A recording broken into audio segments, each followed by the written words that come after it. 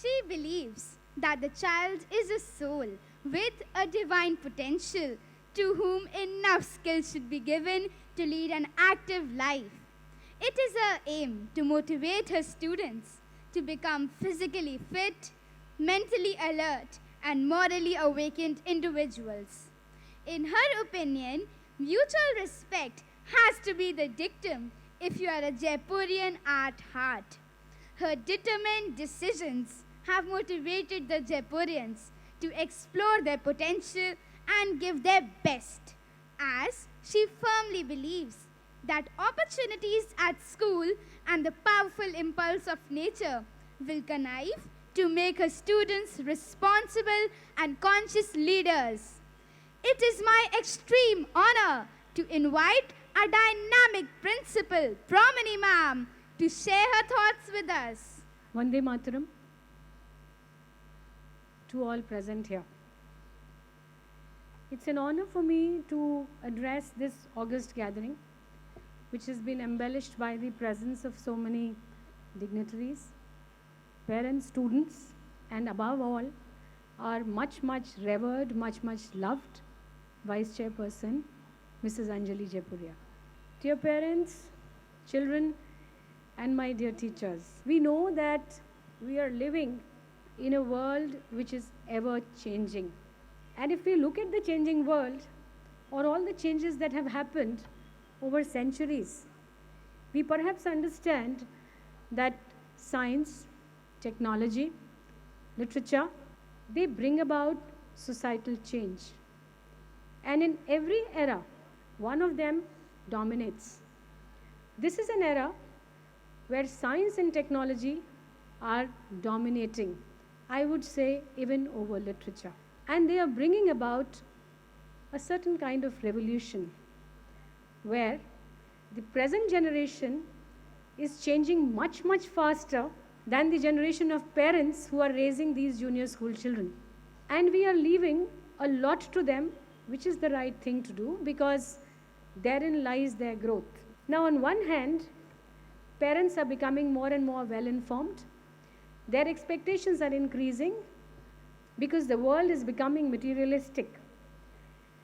And obviously, we are worried about their finances.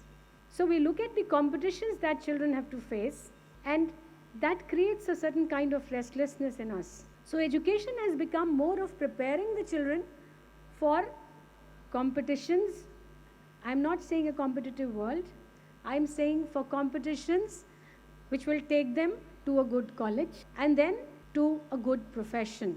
And a good profession need not be a profession of their choice. That has become somewhere a profession which fetches enough finances and gives them enough financial security. On one side, these are the expectations from children, and similarly, the digital world is bringing a lot of opportunities to children, but along with opportunities, it's also bringing a lot of challenges. And these challenges primarily are in the form of distractions a child faces day in and day out. Whenever there is a PTM, parents tell us, please do something about the cell phone. I can't help, my child is using that most of the time. That's a major distraction. And perhaps somewhere, this dichotomy between our expectations and their distractions, they have the potential, but distractions cannot be controlled. So how do we tackle and how do we handle this situation is something we educators, and when I say educators, it's not only my teachers that I'm referring to, it's also the parents. Parents and teachers both are educators. So that's a question which all the educators have to ask, how do we handle this situation? Do we handle it by bringing in more and more academics, or do we handle it some other way? Those of you who are sitting in front of me, how many of you watched the exhibition that was there? Parents, if you can just raise your hands. By a show of hands, I'd like to know, lot of you. Thank you for coming to see the exhibition.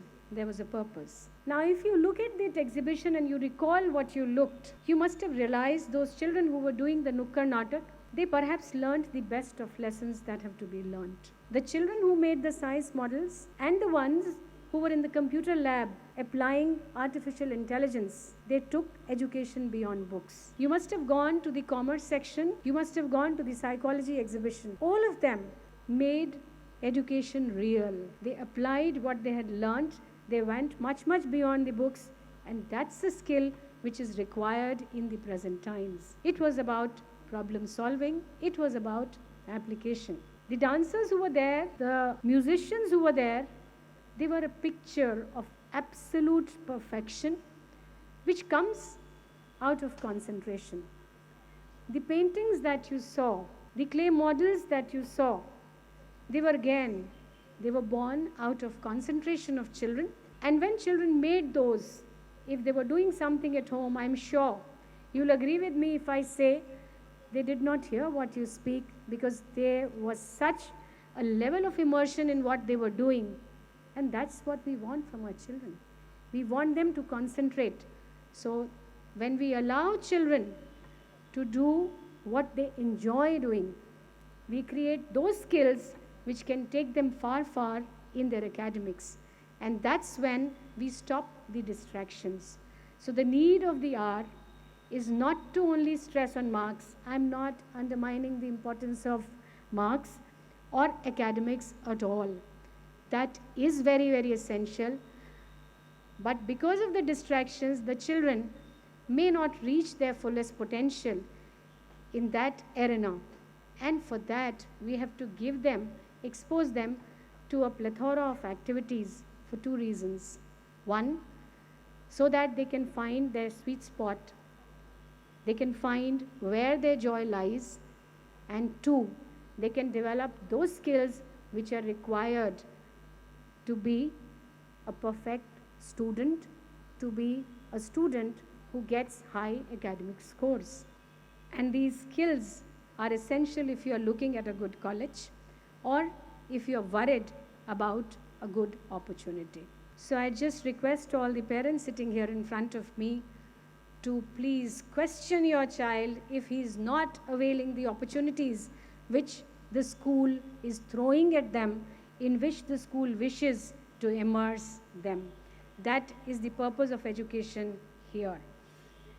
And trust me, the best of students are participating in all these, and they are also at the top in academics.